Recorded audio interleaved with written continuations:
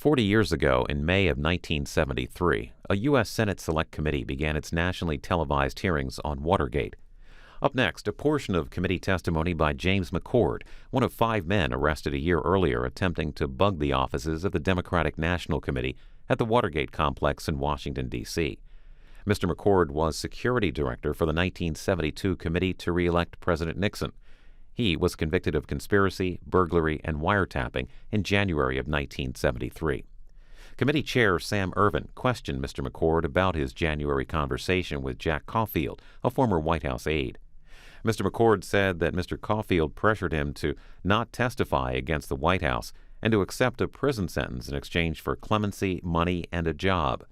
This is about 5 minutes. When did you first know John or Jack Caulfield? I first met him in early September 1971. I had heard of him before. Where was he working at the time you first met him? At the White House. Did he have any connection later with, I believe you stated that you were employed by the committee to re-elect the president on the recommendation of Mr. Caulfield? Yes, sir. Did Mr. Caulfield later have any association with the committee? Yes, sir. And after that association, did he go to one of the executive departments? I understood from him that he did, yes, sir. You know which department? I believe it was the Treasury Department. And you know what position he held there? It was a senior position with the, I believe it's called the Alcohol Tax and Firearms Division of. Now, was he working in the Treasury Department at the time that he had the meetings with you? He told me that, yes, sir. Yes. As I recall, you met with him first on Friday, January the 12th, somewhere on the George Washington Parkway. It was that Friday, yes, sir. Did he give you any reason why he wanted to meet you on the George Washington Parkway instead of seeing that you at his home or your home? No, sir. Who was present at that meeting? Just the two of us. And at that time, he urged you to plead guilty. The case was still pending, was it not? Yes, It sir. was just about the time the trial started, wasn't it? This was the first week of the trial. And he urged you to plead guilty and assured you that if you pleaded guilty, you would receive executive clemency and also be given a chance after you served in a sentence to help to be rehabilitated on a job, didn't he?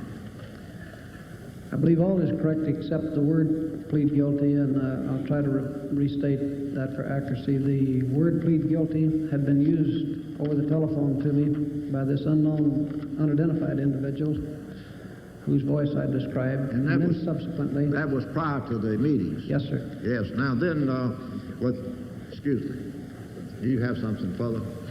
Well, in the conversations on the 12th of January and in the two subsequent meetings, the word plead guilty would come up in this general language: are you going to plead guilty? Or how about pleading guilty? Or what's your feelings on pleading now? Now, this meeting was arranged at his instance, wasn't it? Yes, sir.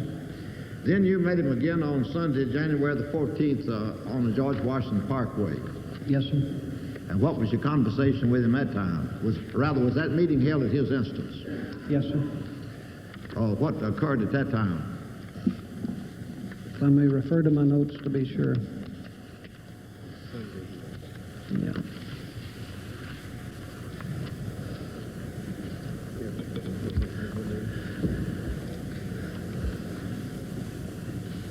The discussion was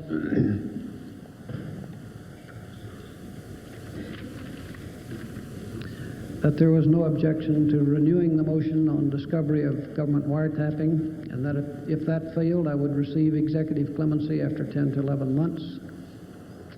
And then the conversation went on to say that, quote, the president's ability to govern is at stake.